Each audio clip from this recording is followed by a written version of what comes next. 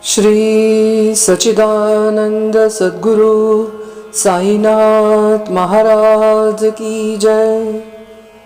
Shri Sai Satcharitra, Chapter 27.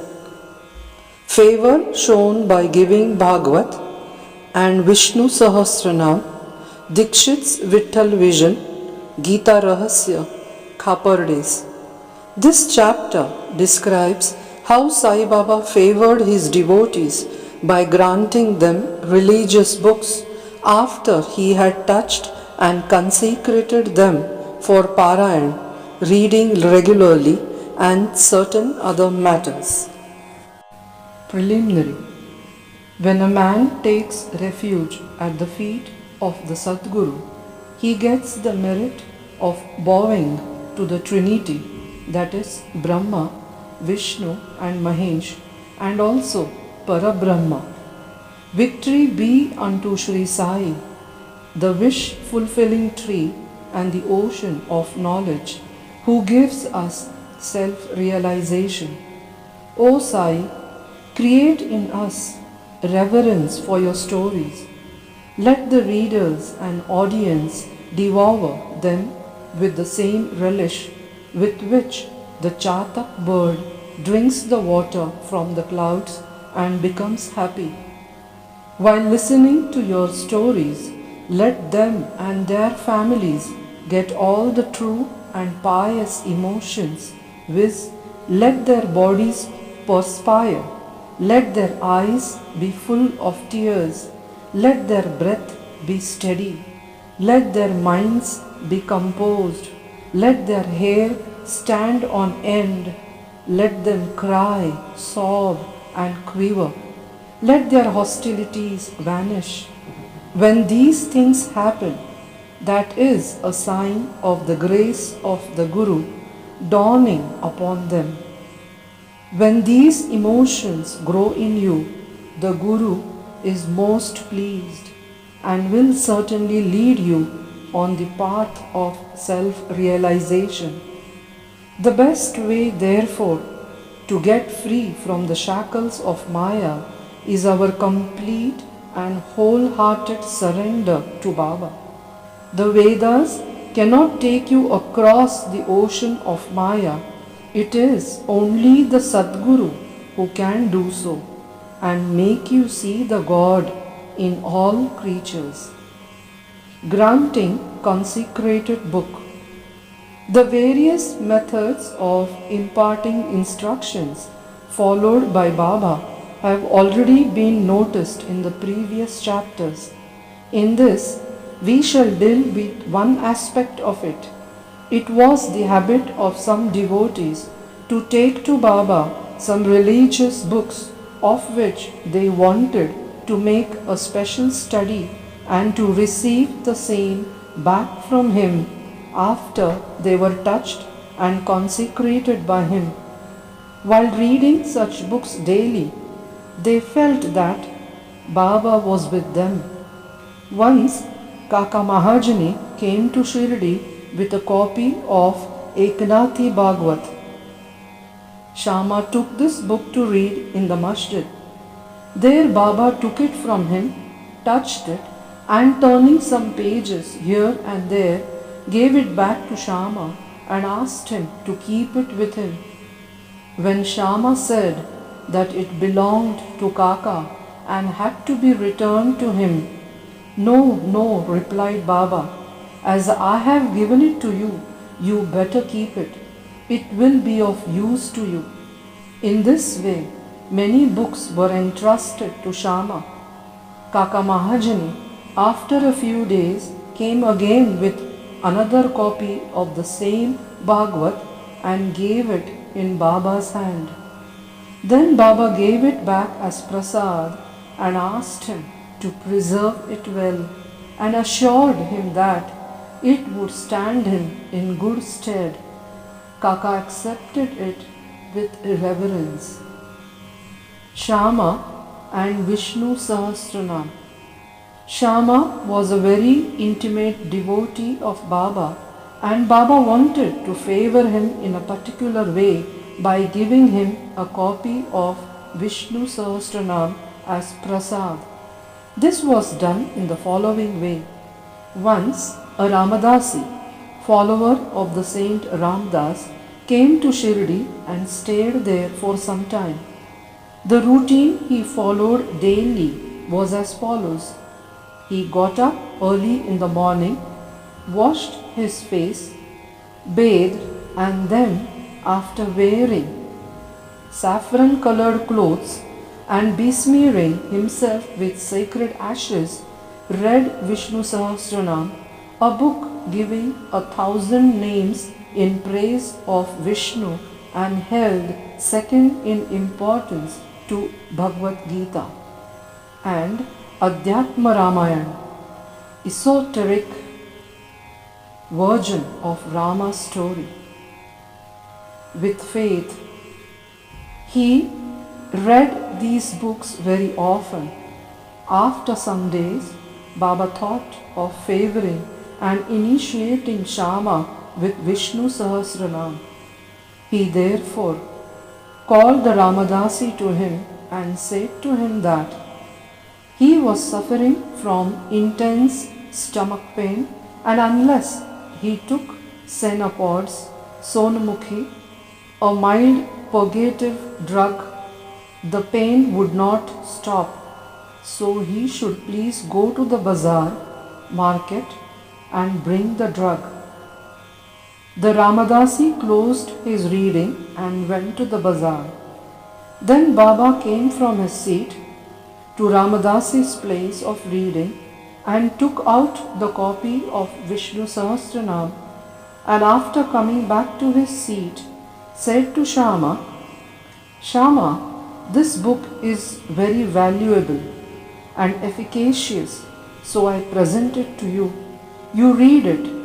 Once I suffered intensely and my heart began to palpitate and my life was in danger. At that critical moment, I hugged this book to my heart, and then Shama, what a relief it gave me. I thought that Allah Himself came down and saved me. So I give this to you. Read it slowly, little by little. Read daily one name, at least, and it will do you good.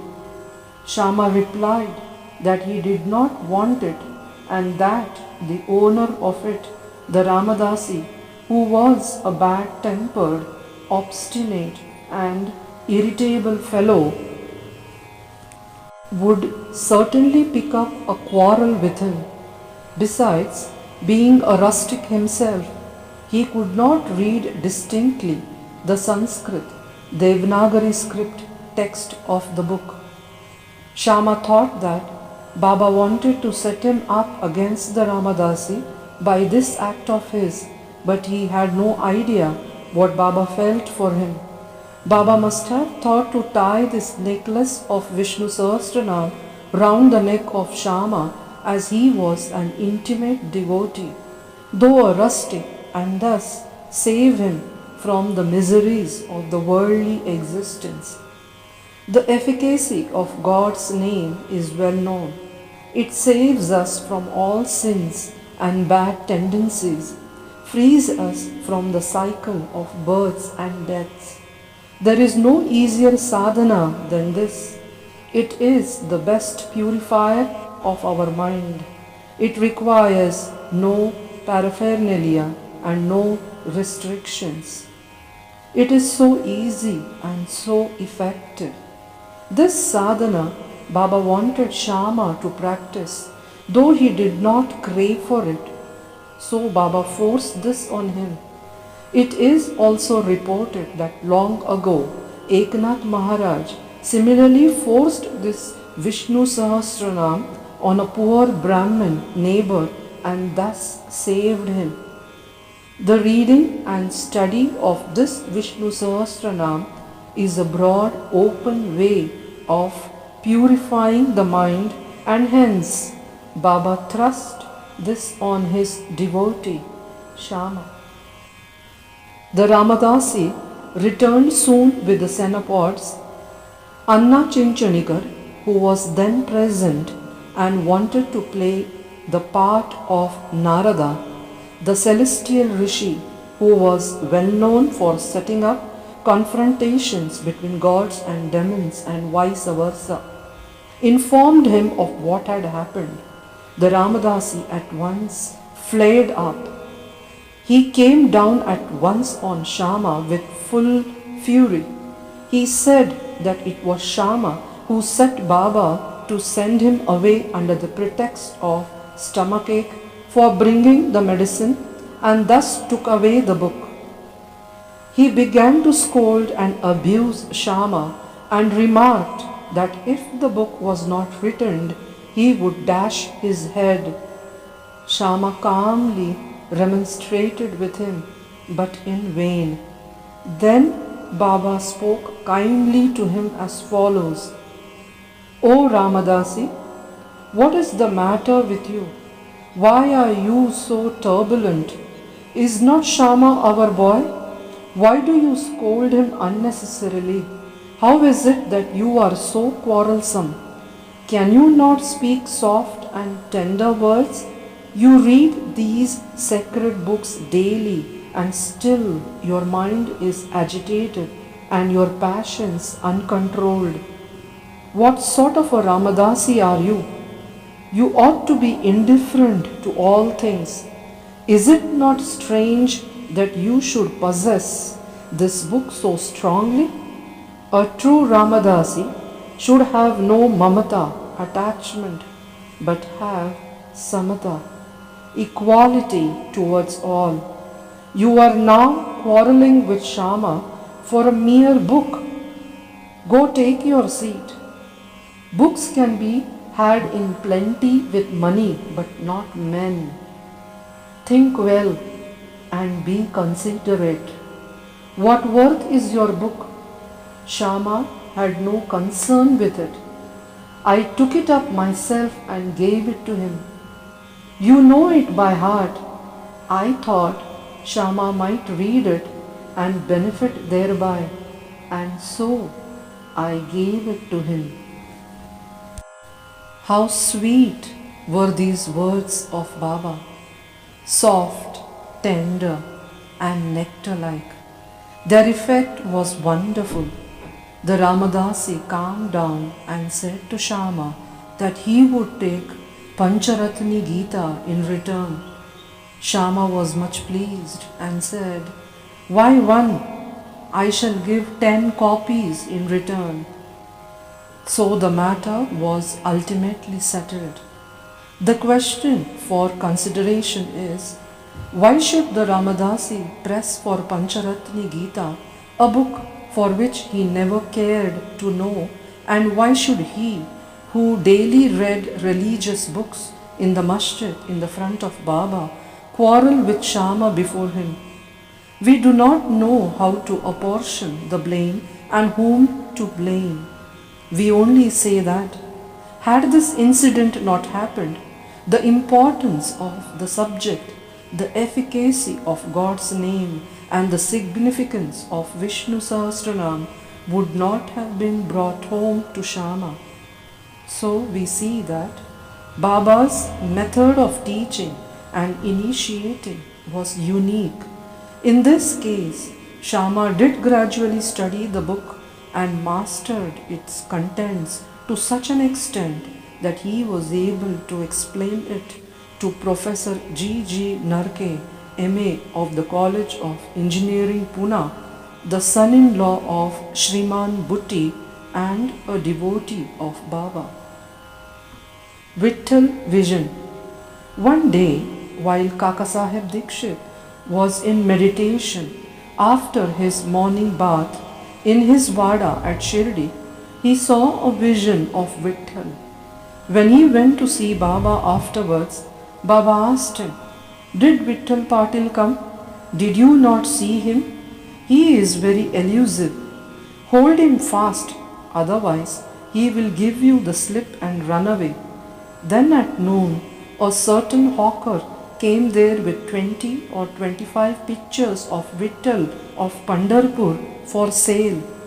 Mr. Dikshit was surprised to see that the form of Vittal he saw in his meditation exactly tallied with that in the picture, and he was also reminded of Baba's words. He therefore bought one picture most willingly and kept it in his shrine for worship. Gita Rahasya. Baba always loved those who studied Brahma Vidya, metaphysics, and encouraged them. To give an instance, once Bapu Sahib Zog received a post parcel. It contained a copy of Gita Rahasya by Lokmanya Tilak. Taking it under his armpit, he came to the masjid and prostrated before Baba when the parcel fell at Baba's feet. Baba inquired what it was. It was opened then and there, and the book was placed in Baba's hand. He turned some pages here and there for a few minutes and took out a rupee from his pocket, placed it on the book, and handed the same with the rupee to Zog, and said to him, "Read this completely, and you will be benefited." Mr. and Mrs. Kaparde. Let us close this chapter with a description of the Kapardes. Once, Dada Saheb Kaparde came with his family and lived in Shirdi for some months. The diary of his stay has been published in English in the Shri Sai Leela magazine, 1 volume. Dada Saheb was not an ordinary man.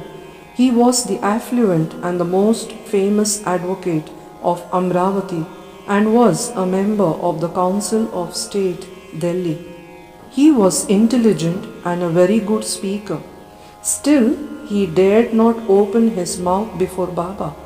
Most devotees spoke and argued with Baba off and on, but only three, viz. Kaparde, Nulkar and Butti, kept always silent.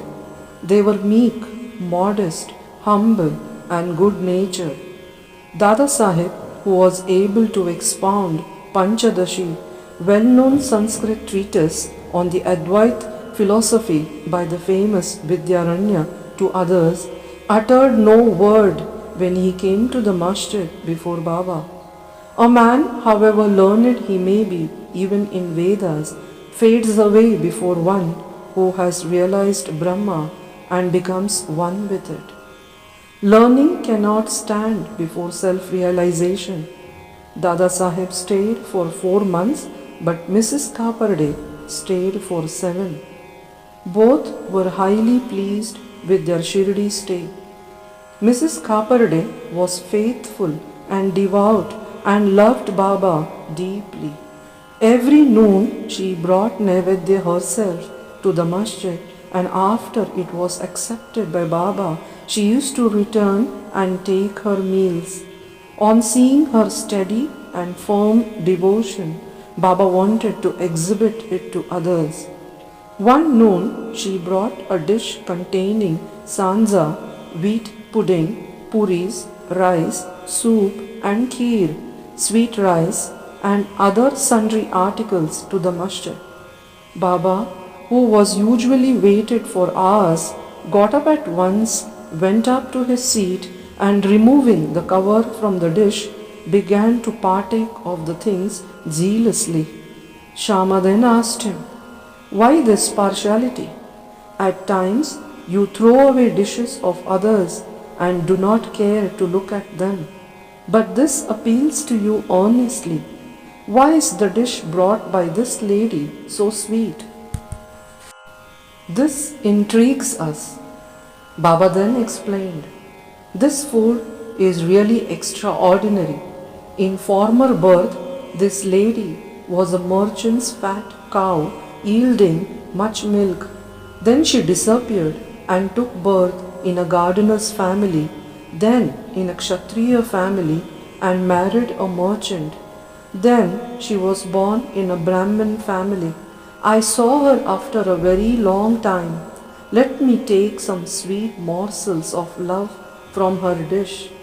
After saying this, Baba did full justice to her dish, washed his mouth and hands, belched out as he was fully satisfied, and resumed his seat.